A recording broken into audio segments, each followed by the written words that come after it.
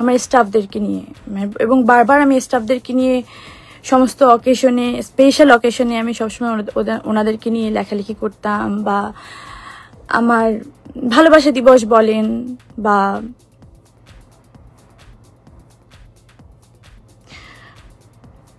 Mother's day, father's day, যাই বলেন না কেন, আমি কিন্তু ওনাদেরকে নিয়েই লিখতাম, কারণ ওনারাই আমার পরিবার, ওনাদেরকে নিয়েই আমি থাকি। সেখানে একজন আমার গৃহকর্মী, ধরেন 1 মাস, যদি 1 মাস হয়ওনি, সে যদি আমার গৃহকর্মী দাবি করে, ঠিক আছে, তার দিক থেকে করতেই পারে, কিন্তু আমি বলবো সে আমার গৃহকর্মী না। আচ্ছা, এইগুলো তো আসলে অনেক পরে আসবে, কে আমি তার অভিযোগ, সেটাতে আমি আসলে মতামত দেব অথবা না দেব। যেহেতু একটা কমপ্লেন করা হয়েছে থানার মাধ্যমে, তো সেটা তো আইনি ব্যবস্থা, আইনি প্রক্রিয়ায় চলে গেছে, সেটা তো আইনি প্রক্রিয়ার মাধ্যমেই সমাধান হওয়াটা খুব বেশি, একটুখানি আমরা কি ওয়েট করতে পারতাম না? যারা মিডিয়া কর্মী ছিলাম, তারা যে মেন্টাল টর্চারটা আমাকে আজকে দিল, যেভাবে ফলাও করে ওই নিউজটা করা হলো, যেভাবে প্রত্যেকটা তার ইন্টারভিউ করা হলো, তার মানে কি এটা আমরা কি প্রিভিলেজ দিচ্ছি না আমরা মিডিয়া কর্মী হয়ে, যে কেউ যার বিরুদ্ধে যেভাবে সাধারণ জিডি করলেই সাথে সাথে এটা জাস্টিফাই হয়ে যাবে? আপনারা কথা বললে আসলে কিন্তু এটা জাস্টিফাই হয়ে যায়, আপনারা যেভাবে কথা বলেন, মানে যেভাবে কথা বলেছেন আজকে সারা দিন। ইভেন আমি এই লাইফটাতে কখনোই এভাবে হয়তো আসতাম না। আমি যদি দেখাই, আপনারা যদি একটু সার্চ করেন, প্রথম আলোর মতো, আমি নামই নেই, প্রথম আলোর মতো একটা স্টাবলিশড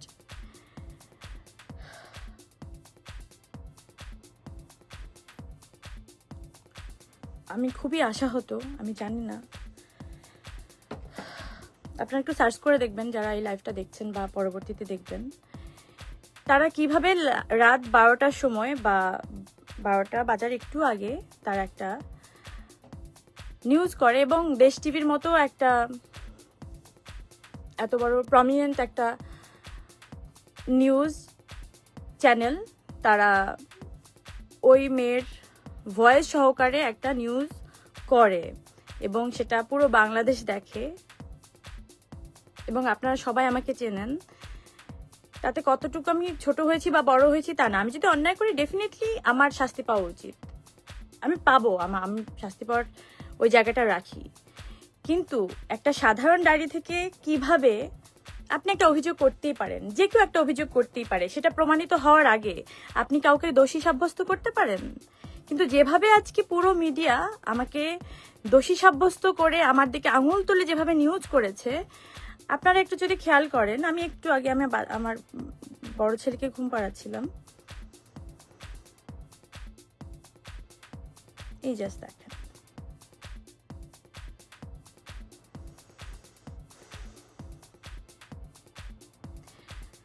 এক ঘন্টা আগে নিউজ, পরিমণির বিরুদ্ধে গৃহকর্মী নির্যাতনের অভিযোগ, যা বলেছে পুলিশ, বা পুলিশ যা বলছে। তো পুলিশ যা বলছে সেটা কিন্তু কোনো বলা বলি নেই, পুলিশ বলছে ওই 1 লাইন নিচে 1 লাইন দিয়ে দিল, কিন্তু পুরো নিউজের মধ্যে দেখবেন ওই মেয়েকে কি বলেছে, পুরো ডেসক্রিপশনে ওই মেয়ের পুরো বক্তব্য এমনভাবে ফলাও করে প্রচার করা হলো, যাতে যেমনভাবে আমি একদম দোষী সাব্যস্ত হয়েই গেছি। তো এই মিডিয়া ট্রায়াল কবে বন্ধ হবে বা কেন হচ্ছে? আমি যখন জেলে গেলাম, যখন আমাকে একটা মিথ্যা অভিযোগে আমাকে অ্যারেস্ট করা হলো, তখনও যেভাবে 1 মাস ধরে 7 দিন রিমান্ড আর 20 দিন জেল, তো রিমান্ডের কথা বাদই দিলাম, সেটা কি হচ্ছে আপনারা সবাই জানেন। এই 27 দিন ধরে অন্য কোনো নিউজের কি কোনো বালাই ছিল? অন্য কোনো নিউজের কোনো কাটতে ছিল না, শুধু আমার এই নিউজটা। আজকে পরিমণি কি খেলেন, কোথায় ঘুমালেন, কম্বল দেওয়া হলো কিনা, তাকে কোন থালায় খাবার দেওয়া হলো, মানে এত নোংরাভাবে নিউজগুলো ফলাও করা হচ্ছিল, যাতে সাধারণ আমজনতা, সাধারণ পাবলিকের মধ্যে একটা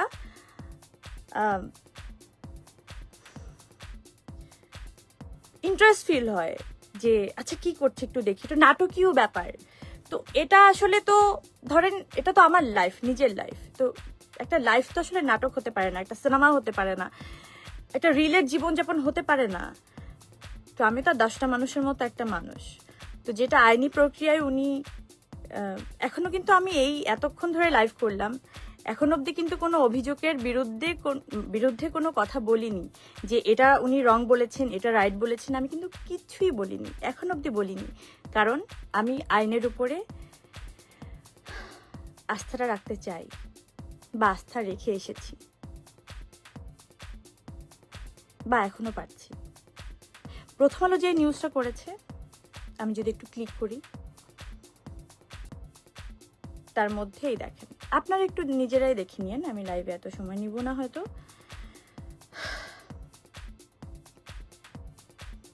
তার মধ্যে পুরোটাই ওই মেয়ের বক্তব্য, ও তার মধ্যে মধ্যে আমার প্রেমের স্টোরিও দেয়া আছে, ক্লিক করলে দেখতে পারবেন। মানে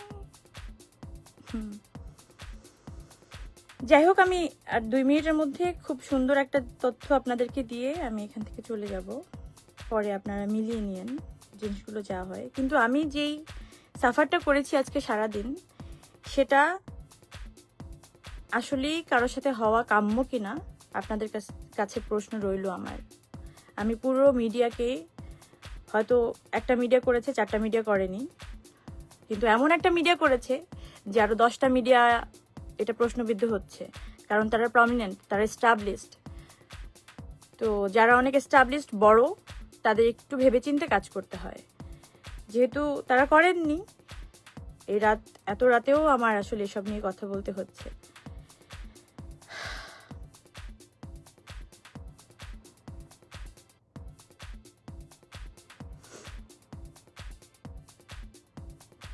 আচ্ছা, পুরো কনভারসেশনে, পুরো লেখার মধ্যে আমি কি করে আপনাদেরকে দেখাই বলেন তো? আমি তো এত স্মার্ট না আসলে, মানে এইসব বিষয়ে।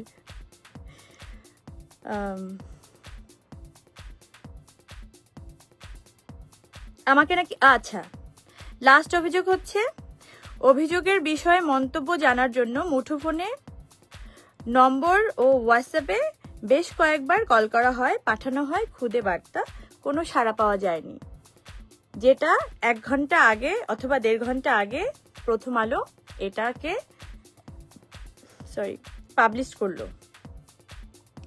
ওকে, এবার হচ্ছে, আমার বাসায় রাত 9টা অথবা 9:30টার দিকেই, আমি যেই থানার আন্ডারে থাকি ওই থানার পুলিশ যারা কর্মরত আছেন, তারা কিন্তু সবাই আমার বাসায় এসেছেন, মানে যাদের এই দায়িত্বটা ছিল, এবং তারা তাদের দায়িত্বটা পালন করেছেন। সবাইকে জিজ্ঞাসাবাদ, আমাকে জিজ্ঞাসাবাদ খুব সুন্দর করেই তারা করেছেন। তো আপনি কিভাবে, এরকম একটা বড় পত্রিকা আপনি কিভাবে নিউজ করেন?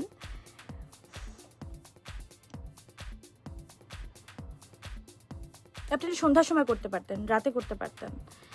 আপনি রাত 12টার সময় কিভাবে এই নিউজটা করেন যে তাদের সাথে আমার কোনো কথা হয়নি বা কোনো কনভারসেশন হয়নি? আমি তো আমার বাসায়, আমি কি পালিয়ে গেছি?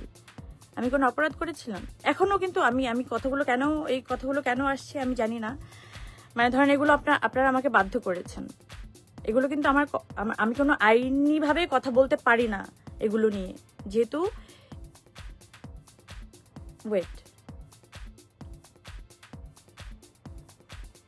আচ্ছা, আপনারা এত মিডিয়া কিভাবে জানেন যে একটা সাধারণ ডায়েরি হলো? আপনাদের মনে হয় না যে এটার মধ্যে অন্য কোনো ষড়যন্ত্র থাকতে পারে?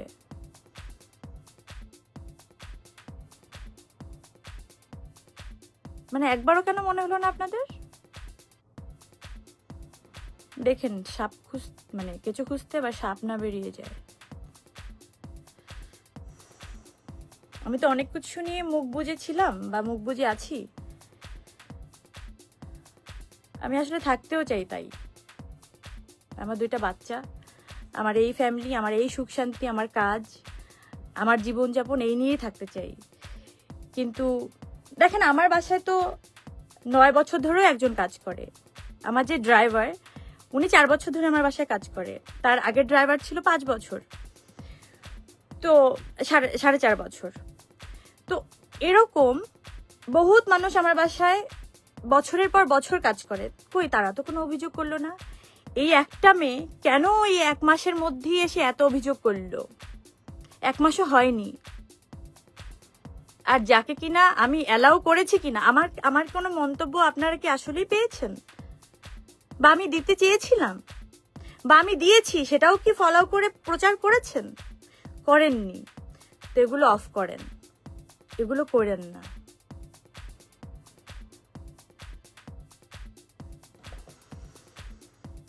আপনাদের সুন্দর একটা জিনিস শোনাই।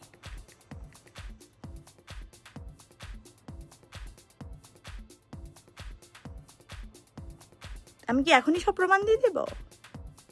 তাহলে আইনের কি কাজ? আমি তো আইনের উপর অনেক আস্থাশীল। আমি জানি না এই মেয়েটা কেন এরকম করলো। আমার এখনো মনে হয় ওর চোখের দিকে তাকিয়ে যদি বলি, মানে তুমি আমার সাথে মানে তুমি এটা করলা, তো আমি ওর দিক থেকে যদি ভাবি ও আমাদের কিভাবে তাকাবে আমি জানি না। আমি আসলেই জানি না। এত ভালোবাসার ফল যদি এটা হয়, তাহলে এই ভালোবাসা কেউ কাউকে না বাসুক। আমি সবাইকে বলতে চাই, আমার হাতে সব প্রমাণ আছে, কিন্তু এখন আমি দিতে চাচ্ছি না। কেন জানেন? বিশ্বাস করেন, আমি সত্যি আইনের উপর শ্রদ্ধাশীল। আমি সরি, আমি এই ফার্মলিং করার জন্য আমি তো এসবের জন্য প্রস্তুত ছিলাম না। আমি এই পরিস্থিতি মোকাবেলা করতে হবে বলে আমি একদম আমি রেডি ছিলাম না।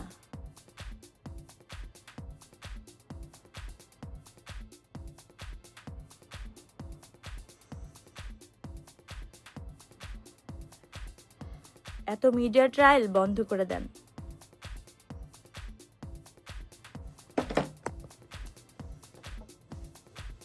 জনগণ কিন্তু আস্ত একটা মিডিয়া, প্রত্যেকটা জনগণ আস্ত একটা মিডিয়া। যদি সে সলিড হয়, সঠিক হয়, সত্যি হয়,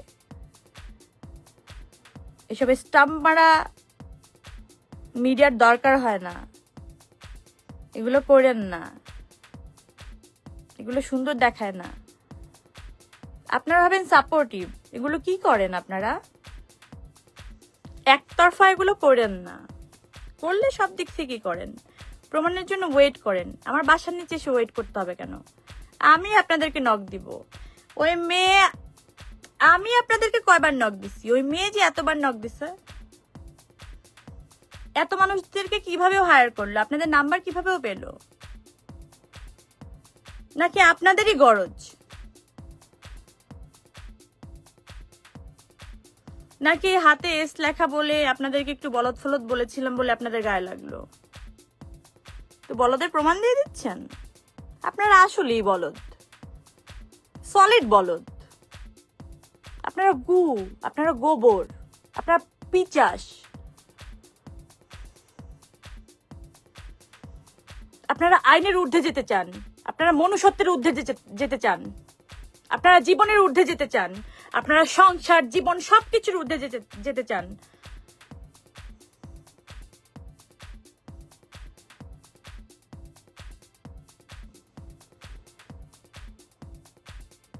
হিসাব কিন্তু একদিন দিতে হবে আপনাদের। হ্যাঁ, মিলাই নিয়েন ভাই, পাইচা থাকতে মিলাই নিয়েন।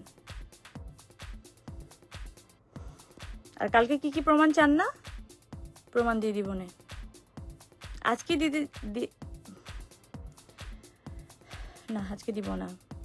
আজকে সম্ভব না, পসিবল না। আমি তো কমিটেড পারসন, আমি তো আইনের উপরে শ্রদ্ধাশীল। আমি তো দেখতে চাই। আর আপনাদের এসব মিডিয়ার ফালতু দৌড় বন্ধ করেন। দিন শেষে তো আপনারা মানুষ হয়ে যান, একটু মানুষ হিসেবে চিন্তা করেন।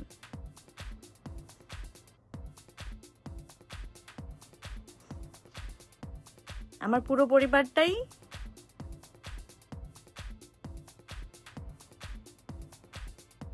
পরিবার যদি কিছু বোঝায় তাহলে আমার স্টাফরা, যারা কিনা 5-7 বছর ধরে আমার বাসায় কাজ করে না, আমাকে আগলায় রাখে, আমাকে ভালোবাসে, আমাকে বাঁচায় রাখে ভাই, আমাকে খাবার দেয়, আমাকে কাজে পাঠায়, আমার ডিপ্রেশনে, আমার দুঃখে সবকিছু তোরা পাশে থাকে।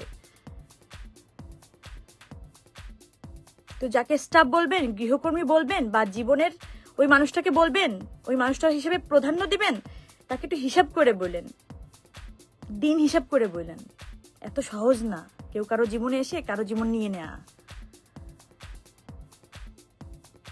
ভালো থাকেন, দেখা হবে খুব তাড়াতাড়ি যদি বেঁচে থাকি, বেঁচে থাকতে হবে। দোয়া করেন আমার জন্য। Thank you so much.